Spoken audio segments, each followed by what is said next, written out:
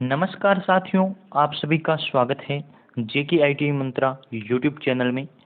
आज के इस वीडियो में हम यूपी आर्मिनल TG2 का पेपर सॉल्यूशन करने वाले हैं।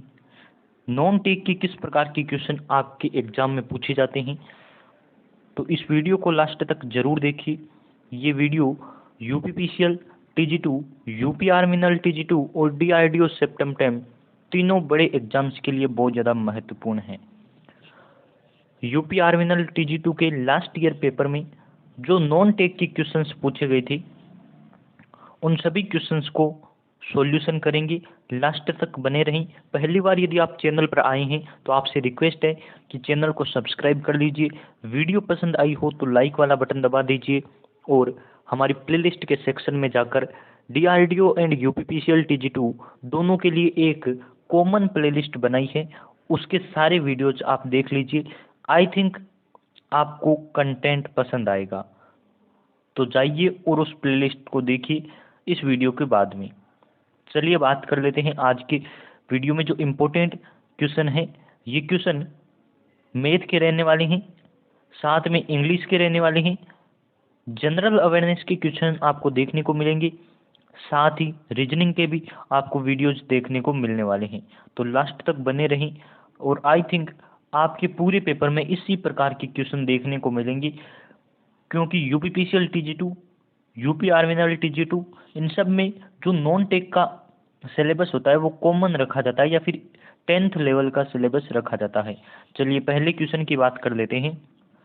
आज का हमारा जो पहला क्वेश्चन है उसमें कहा गया है दिए गए विकल्पों में से लुप्त अंक ज्ञात कीजिए। तो लुप्त अंक यानी कि हमें जो गायब संख्या है उसकी जगह डिफाइन करना है कि कौन सी संख्या आएगी। तो चलिए बारीकी से स्टेप बाय स्टेप देखते हैं।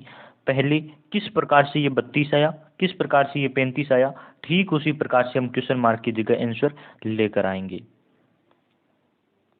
तो यहाँ आपको देखने को मिलेगा 169 है, फिर 121 है, 64 है और इन तीनों को हल करके इसने 32 लिखा है।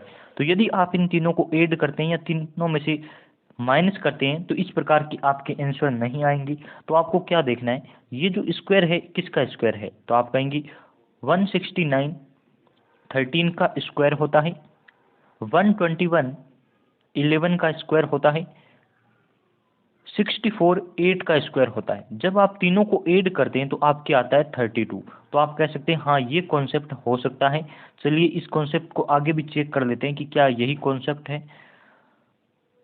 तो आप दूसरे में यदि चेक करते हैं तो क्या आएगा, 144 ये किसका स्क्वायर है, तो आप कहेंगे 12 का स्क्वायर है। ये आपके 17 का स्क्वायर है यानी कि 14 का स्क्वायर है, और ये फिर आपके 9 का स्क्वायर है। आप तीनों को ऐड करेंगे 11 5 15 और ये आपके आएगा 35। तो आप कहेंगे हाँ ये 35 है। तो इसी प्रकार से आपको चेक करना है कि अगले वाले का आंसर कैसे आएगा। तो आपको दे रखा है 289, 289 किसका स्क्वायर होता है, तो आप कहेंगे ये आपके 17 का स्क्वायर होता है। ये आपके 21 का स्क्वायर होता है और 225 आपके 15 का स्क्वायर होता है। आप तीनों को ऐड कीजिए, आपके आएगा 53। तो ऑप्शन नंबर ए की तरफ आपको जाना है। इस प्रकार से आप आंसर को इजीली निकाल सकते हैं। रीजनिंग का क्वेश्चन है लेकिन 1 मिनट से ज़्यादा आपका टाइम ले सकता है, तो आपको जल्दी से स्क्वायर याद कर लेनी चाहिए कि कौन सा किसका स्क्वायर है। चलिए दूसरे क्वेश्चन की बात कर लेते हैं।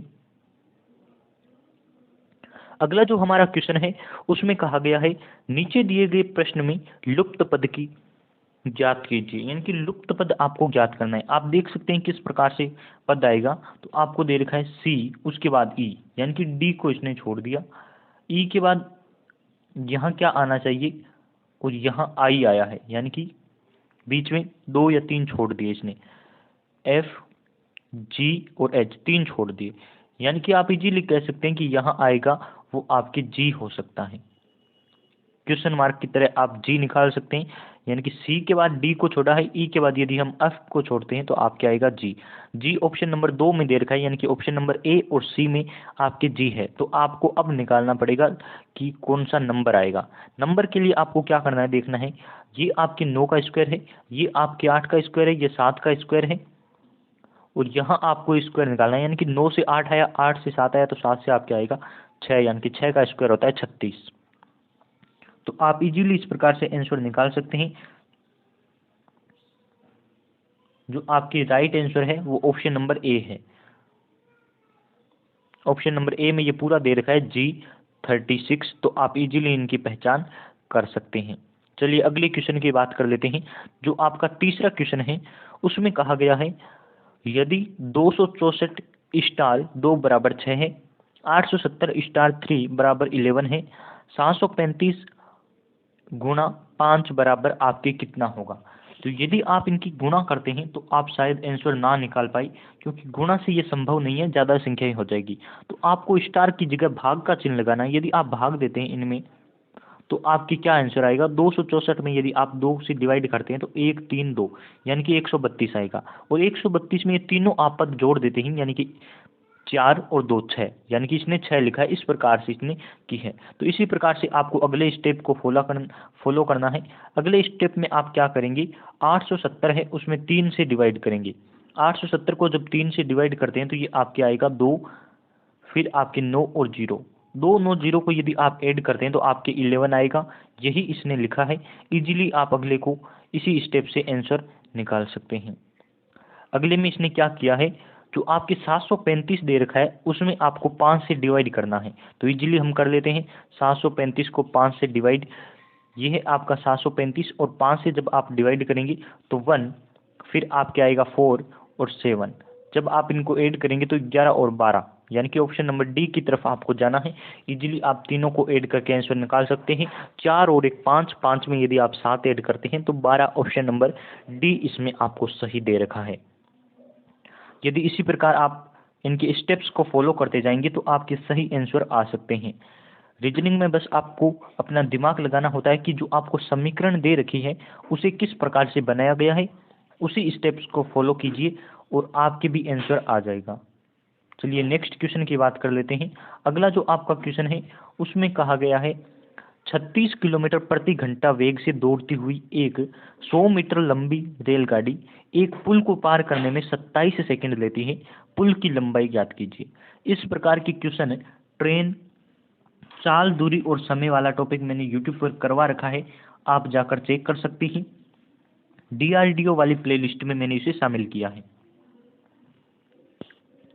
इस प्रकार के जब भी सवाल आते हैं तो इसमें जो फॉर्मूला लगता है वो लगता है चाल बराबर दूरी बटा समय। दूरी बटा समय, इस फॉर्मूले पर भी मैंने उस वीडियो में बात की है। चाल बराबर दूरी बटा समय, और जो चाल होती है वो आपको दे रखी है 36 किलोमीटर प्रति आवर, और आंसर आपको सारे मीटर में दे रखे हैं। तो मैंने आपको बताया जब किलोमीटर से मीटर में बदलते हैं तो ये आपको करना होता है।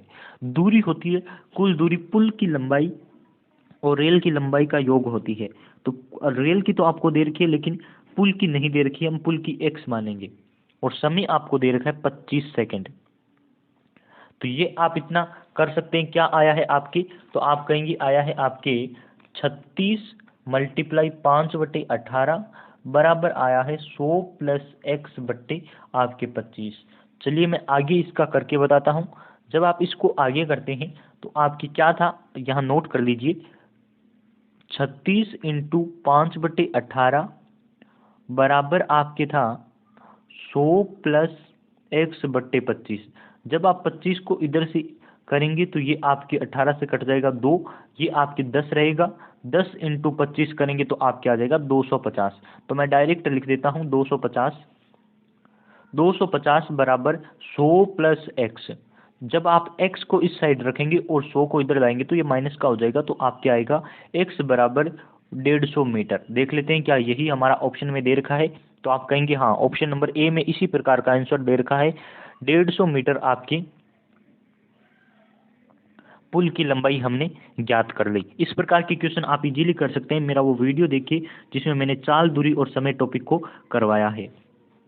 अगला जो आपका क्वेश्चन है उसमें कहा गया है ब्लैक पेगोडा को नाम दिया गया है। तो ये यूपीपीसीएल TG2 में पूछा गया प्रश्न है और बहुत ज़्यादा इंपॉर्टेंट हो जाता है। तो आपको जीके यदि पढ़ना है तो मैंने जीके के भी लगभग 60-70 क्वेश्चंस यूट्यूब पर करवा रखे हैं, आप जाकर देख सकते हैं। प्लेलिस्ट वही है same, DRDO and UPPCL TG2।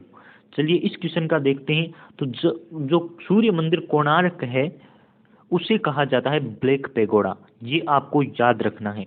Option number D इसका सही आंसर है।